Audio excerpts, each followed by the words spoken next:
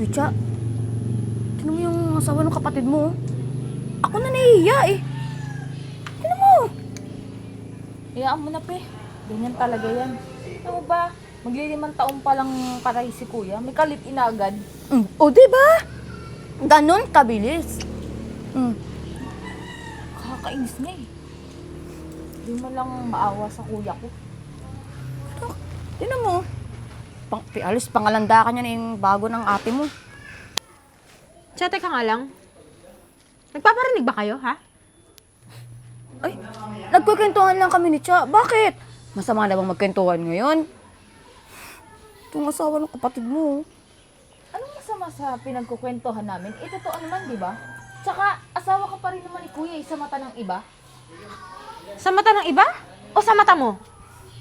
Sa mata ng konsensya mo. Tsa, matagal nang patay ang asawa ko. Kaya buhay na buhay ka sa iba. Ay, grabe. Kung naiiya ka, di sana naghintay ka muna. Limang taon nang matay yung asawa ko. Anong hihintayin ko, ha? Mabuhay siya?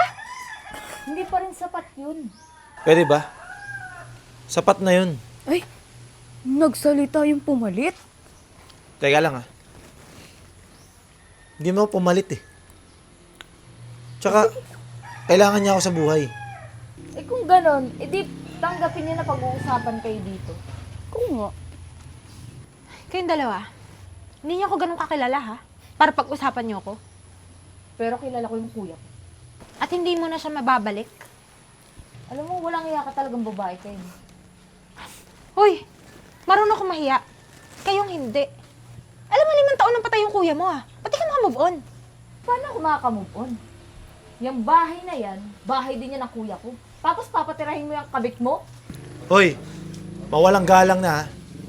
Una sa lahat, hindi ako kabit. Dahil patay na yung kuya mo. Tanggapin mo yun. Isa pa, bahay namin to mag-asawa dati. May karapatan ako dito. O baka naman nagkakaganyan ka kasi gusto mong habulin tong bahay na to. Natural. Pwede magabol si Cha. Eh, yan. Eh, kabit mo lang naman yan. Anong karapatan niya dyan sa bahay niyo? Ah, ganon. Gusto mong habulin? Sige, dito tayo. Dito tayo tumirang 3. Gusto mo? Ay, hindi na. Ano, pakikisamahan ko yung kabit mo? Gusto ko naman, mahiya ka naman sa kapatid ko. Bakit yung kasama mo di nahihiya? Nangihimasok. Sino ba yan sa amin? Sino ba kayo sa pamilyang to, ha? Para makisawsaw ka. Best Malamang. friend ko siya. Marites. Tara naman, Cha. Sayang lang oras natin dito. Napagpasensya mo na yun, ha? Huwag masama yun, sinabi nila na kabit ka. Hindi ka kabit, ha? Okay lang. Naiintindihan ko naman eh. Hindi mo mawala eh. Kapatid niya yun eh. Pero ayaw mo na. Ang buti pa, magluto muna ako ha.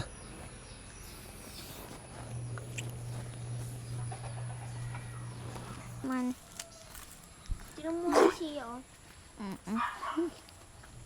Masatay Ay, ang cute-cute niyo namang mga bata kayo. Sarap niyong kurutin. Kumusta naman kayo dyan sa bahay niyo?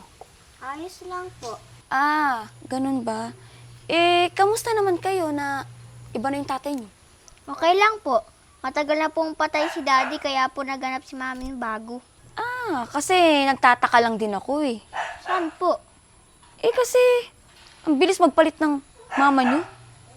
Mabait naman po si Tito Charles tsaka love naman niya po kami. Ay, mga bata pa nga kayo. Sa ngayon, hindi niyo pa maiintindihan lahat. Eh, pero paglaki niyo, maiintindihan niyo rin na sa mga babae, hindi maganda yung nagpapalit-palit ng lalaki. Wala naman pong masamang ginagawa si mami ah. Ba't po kayo ganyan sa kanya? Talaga ba? Eh, bakit nagpalit agad yung mami mo? Oh. Hindi naman po masama si mama. Eh, bakit may ibang asawa na agad yung mama mo? Wag nga po kayong ganyan sa mama namin. Ay, grabe. Ba't naman kayo nagagalit agad? Eh, nagsasabi lang naman ako ng totoo. Mama! Mama ah! Ay, bakit? Ay, sige na.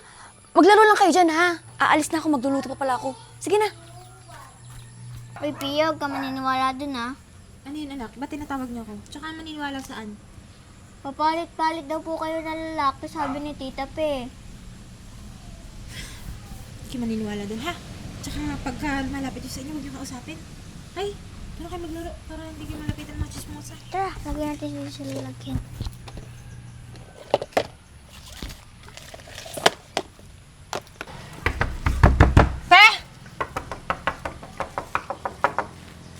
lumabas ka dyan. O bakit? Nag-iiskandalo ka. Ano yung chinichismis mo sa mga anak ko, ha? Nagkikwentuhan lang kami. Ano chinichismis sinasabi Ano mo? na nagkikwento mo sa mga bata, ha? Na may kabit ako? Napapalit-palit ako ng lalaki? Anong karapatan mo?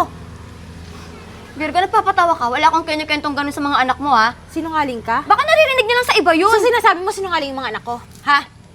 Eh bakit? Pwede naman. O may mga bata naman sinungaling, ah. Pwede ba? Huwag ka na magkunwari. Alam ko ikaw nagsabi sa mga anak ko na papalit-palit ako ng lalaki, malandi ako. Ano ibig mo sabihin? Ano ba gusto niyong palabasin? O sige! Eh bakit hindi ba totoo? Guilty ka? Oh, totoo naman, di ba? Na ano? Namalandi ka! Na pinalitan ko yung asawa ko? Oo, nagpalit ka kaagad. Patay na yung asawa ko! Hindi ba ka makamove on? Ay, Diyos ko naman, Virgo. 5 taon pala namamatay yung asawa mo, tapos pilitan mo agad? Ay ano naman, ha? Kung hindi ako mag-asawa o mag-asawa ko, anong pakialam nyo? Ha? Kayo ba yung nagpapalamon sa amin? Hindi mo alam, pinachichismisan ka ng buong barangay dito. Kasi nakikita nila na mayroon ka na agad na binahay sa bahay. Ay, sino ba nagkakalat ng chismis? Di ba kayo? Lalo ka na ikaw pinakachismosa dito. Ikaw ang nagpapakalat ng chismis, pati yan si Cha. Mandamay ka pa ng tao, eh. O bakit? Pwede ba? Kung hindi naman totoo, hindi mo kailangan magalit ng ganyan. Hindi nyo kailangan sabihan ng ganyan yung mga anak ko. Maayos kung pinapalaki yung mga bata, wala kayong pakialam. Tinanggap nila yung bago kong asawa, wala kayong pakialam. Isang beses pa ha, isang beses pang gawin mo yan. Hindi lang ako susuga dito. Binabantaan mo ba ako? Nililinaw ko lang. Hindi bantayon. Gagawin ko talaga. Aba, kala mo natatakot ako sa'yo. Sa susunod kasi, sa matatanda ka makapagchismisan, wag sa mga anak ko. Chismosa. Aba.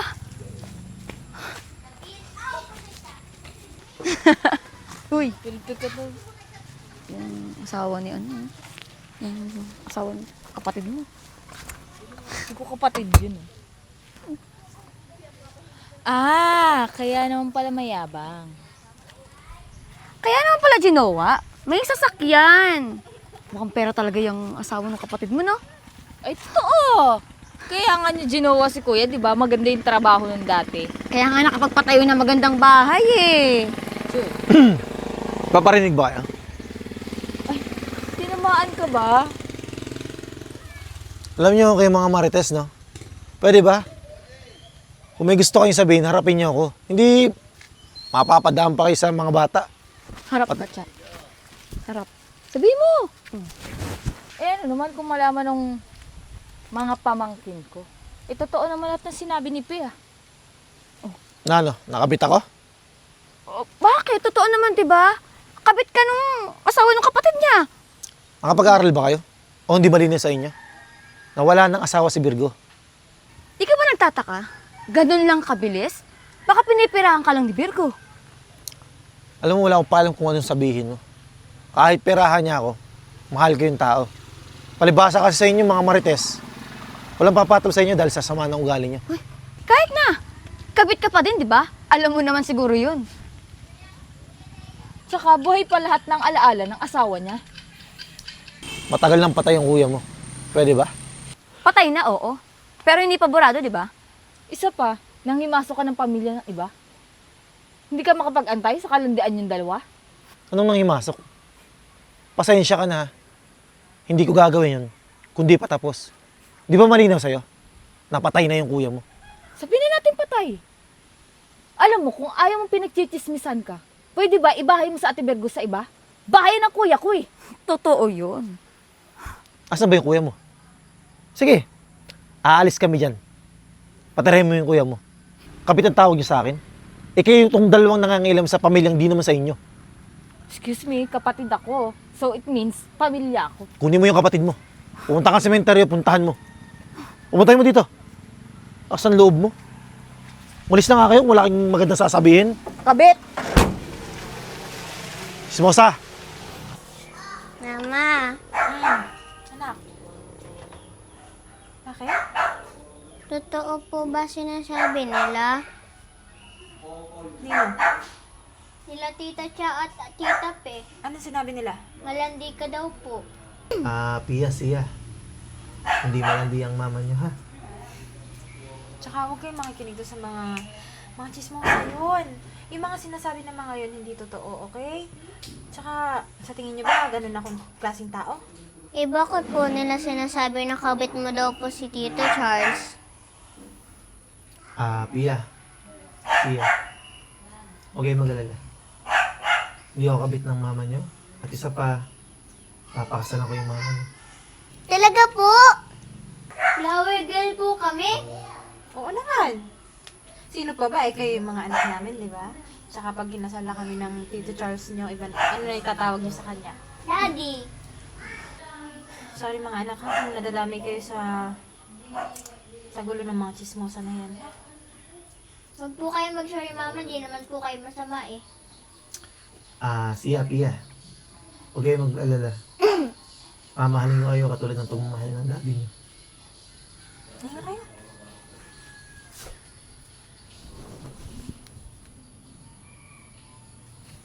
Pia, maligo ka muna.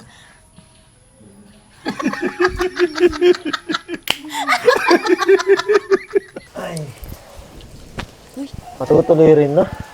Oo. Ang sweet ng dalawa, oh. Uy, Virgo! Balita ko, ikakasal na daw kayong dalawa. Kamu nga naman, no? Hindi talagang papahuli ang mga chismosa. Tsaka magpapakasal na talaga kami para tigilan yung kakachismis nyo. Nakabit ko to. Mapapangasawa ko na. Para wala kang pagchismisan. Wow, ang bilis ah. Mauubusan ka na ba ng lalaki? Kayo, di ba kayo naubusan ng chismis? Uy, Chap. Bakit wala kaming imbitasyon? Okay ka lang? Sa tingin mo, imbitahan ka namin? Mamaya sirahin niyo pa yung kasal namin, eh. Kasi yung buong barangay, imbitado tapos... Exactly! Sila, imbitado talaga. Dahil maayos silang tao. Kayo, After yung mga pinagsasabi nyo sa amin, gusto nyo invited kayo? Parang, saan kayo umuhugot ng kapal ng mukha, ha? Ito naman, para naman tayo hindi maging magkaibigan dati. kaibigan mo pala to? Paano tayo naging magkaibigan? Wala ka naman ibang ginawa kundi pagchismisan yung buhay ko. Hoy, teka nga lang. Pamangking ko pa rin yung anak mo. Hindi ko na inaalis na maging tita ka ng mga anak ko eh. Pero hindi para ubatan ka sa kasal namin. Para ano, ha? Para laitin ako? Magbitir-bitiran doon? Wow! Nakapagpangasawa ka lang ng mayaman. Akala mo kung sino ka na? Malamang pe, atat na atat kasi makakakuha ng pera.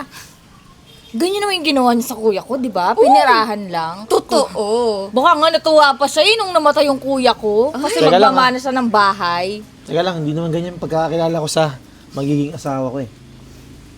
Isa pa, na nabubuhay pa yung kuya mo. Parang wala ka namang ambag sa buhay namin mag-asawa na. Tapos nung nawala na kuya mo, dami mo sinasabi. Tsaka ako nabubuhay. Kung nakikita ka ng kuya mo ngayon, sa tingin mo natutuwa siya sa pinaggagawa mo? Baka matuwa yun. Kasi ang bilis mong palitan si kuya. Isa pa, kung wala man ako ibigay, at least yung kuya ko may binibigay sa'yo. O baka may binibigay sa'yo. Nagagalit ka kasi wala ka na mapakinabangan ngayon. Hindi ko kailangan ng pera. O bakit nagtitis kailangan ako niyo sa pag-usapan bahay. yung buhay namin, ha? Kasi concern ako sa kuya ko. Kung concerned ka sa kuya mo, sumunod ka sa kanya. Ay, oo nga. Mas okay yun. Alam mo, mas mauna kayo. Sige na. Sana multuhin ka ng dati mong asawa, ha? Baka kayo pa rin yung minumulto kaya hindi kayo makamove on. Sige na, umalis na nga kayo. Nakakasira kayo ng araw. Sus! Tara na nga. Sana hilahin yung kumot niyo. Bitter kasi hindi invited. Sige na, maghanap kayo mga pangasawa nyo.